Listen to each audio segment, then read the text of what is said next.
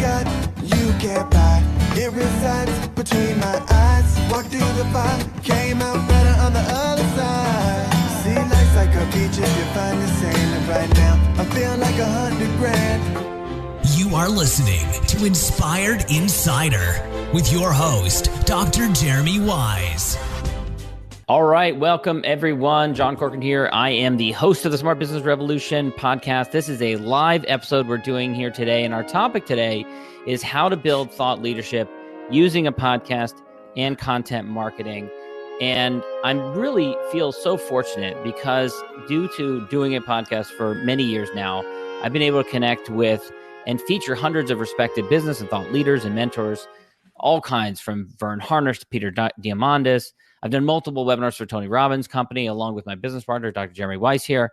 I even been invited to speak on stage alongside Malcolm Gladwell and Shaquille O'Neal. It's all because of podcasting and all because of a deliberate, focused strategy. So we're going to talk all about that here today. And with me, of course, Dr. Jeremy Wise.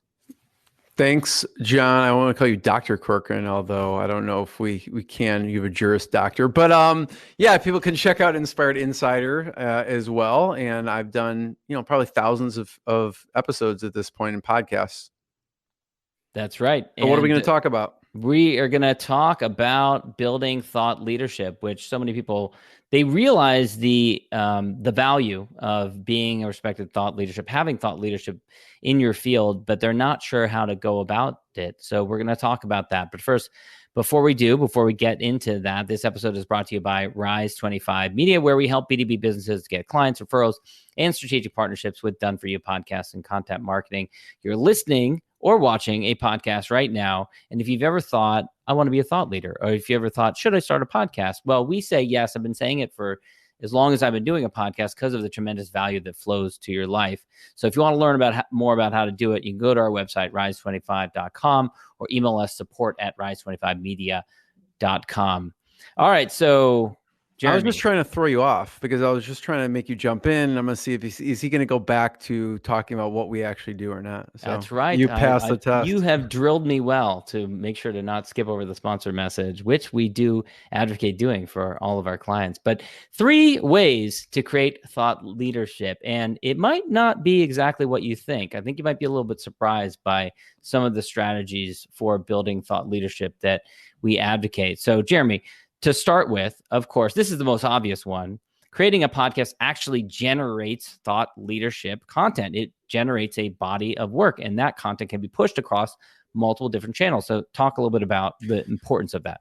Yeah, I'll get a little granular for a second with thought leadership, because there are a lot of different types of episodes you can create for thought leadership. And when we say thought leadership, it's your internal thought leadership or your team's thought leadership.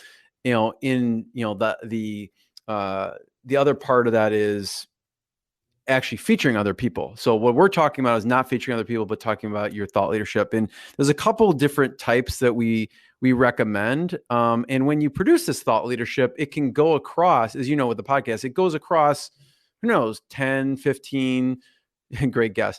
Thanks, Bradley.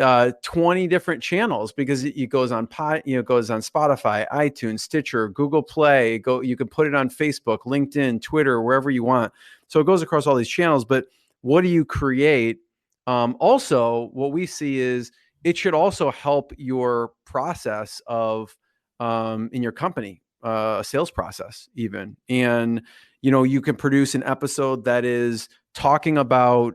I was talking to a client this morning, and I was saying, do you find yourself repeating the same thing over and over with clients? And if you do, you should produce an episode on it so you don't have to repeat it all the time.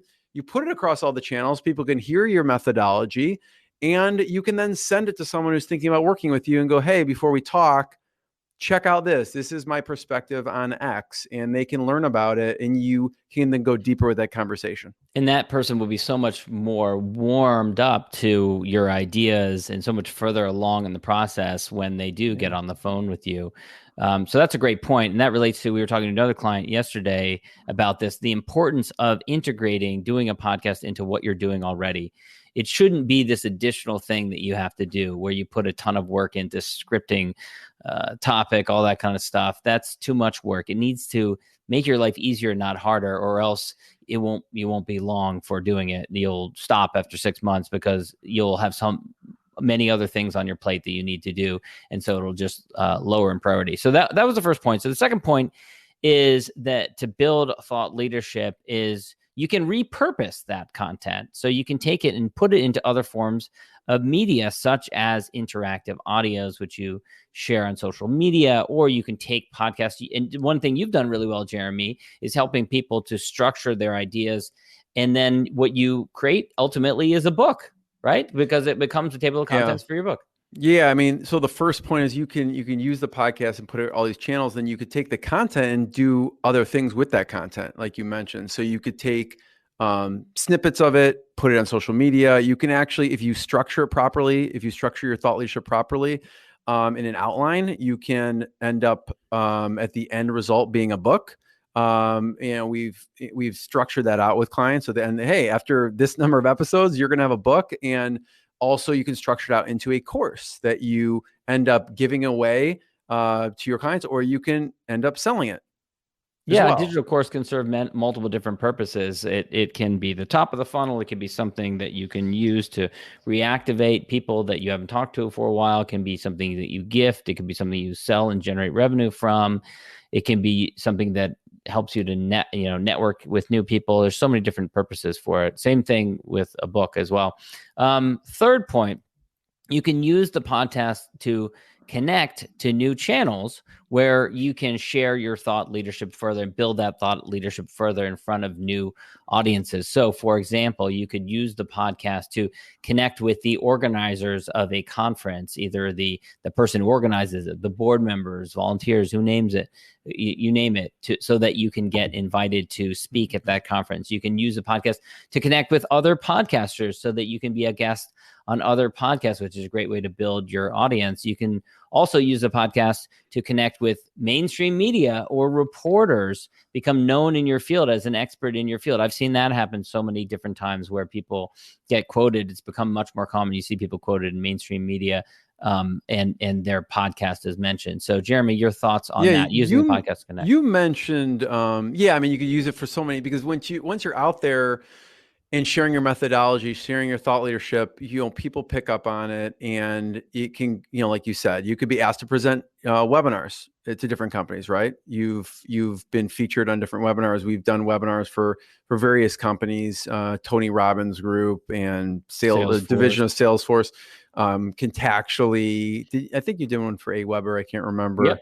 You did one for AWeber. And also speakers. I don't know if there's a fun story behind the Malcolm Gladwell, Shaquille O'Neal. I can't remember that story. Just that I was invited to do it. Okay. And I'm a big fan of Malcolm Gladwell, so it was an honor to be invited. I ultimately didn't take them up on it, but well, I mean, you have 4 kids. I don't know how you do anything, and you don't have time to go to the bathroom, let alone speak at a conference. Exactly. So then just to wrap up the one more bonus point, and this is a slightly different point. So the previous point was using the podcast to connect with new channels so that you can share your thought leadership through those channels, whether it's speaking on stage, speaking on podcast, getting quoted in books. That's another one. I've, interviewed people on my podcast who are authors, and then they're writing their next book and they reach back out to me and then they feature me in their book, which has happened with you as well. So it's really cool strategy as well. And then the fourth piece is networking with other thought leaders who then will develop the respect for you and what you do. And when you think about it, thought leadership often is developed in this sense. Other experts in the field begin mentioning you as a peer, as a fellow respected thought leadership in the field. And it's very difficult to become a respected thought leader in your field without having that respect. And so you can very much go about earning it, assuming you have something important to say, significant to say in your field, but you can go about earning it by developing, nurturing these relationships with the others who are already respected thought leaders in your particular field. Any thoughts on that, Jeremy? No, I think you're exactly right. I mean, it's all about relationships in the end, forming relationships with and giving to. For us, it's about relationships and giving to those relationships. We're always thinking, how do we give first? How do we give to those relationships? How do we help those people and serve them with whatever they're working on in their life or business. I have people all the time, they say, oh, I have this, that's in a side comment, I have this health issue I'm dealing with or whatever, and I happen to have expertise in that. And people say, oh, I have this, this legal thing, and you happen to have expertise in that. So it may not even be serving that person in what we do as a business, but just as a human being to human being. Yeah. It's funny because there are those who think that in order to develop thought leadership, you need to go retreat to your writing cabin or your office and spend months, years generating content, writing maybe books, writing articles, churning out that kind of stuff. And that might work in certain fields. That might work maybe in academia still. But the approach that we advocate is more of a people-based approach, which is to build those relationships. And through the building of those relationships, and at the same time, concurrently generating the content, you will become that respected thought leader, and you will have such a stronger network through that process. Yeah, I think to that point, John, when we think of it, it's, we called Rise25 because we believe in rising tides lift all boats. And so there's other people who really have thought leadership around relationships that we are huge advocates for. And we're talking about them and their work and promoting their work, and not just us. So the thought leadership is also sharing where some of our ideas and some of the people we respect, we respect, John Ruhlin and what he does with his, giftology and his company. We respect Ian Garlic and what he does with helping people get their, case stories out there, and his podcast. So there's so many people we learn from, and we, perpetuate what they're working on. Absolutely. Well, just to wrap things up, Jeremy, where can people go to learn more about yourself and Rise25? Yeah, they can go to rise25.com, or you can go to the About page there, and it kind of we have a video that we created, and you kept in some of the outtakes in that video. So it's pretty funny. I didn't realize that you put those in there. So you can go to rise25.com, check out more. There's a video of us talking about how do you get ROI with a podcast. All right. Thanks, everyone. Have a great day. What I got, you can't buy. It resides between my eyes. Walked through the fire, came out better on the other side. See, life's like a beach if you find the sailing right now. I'm feeling like $100 grand.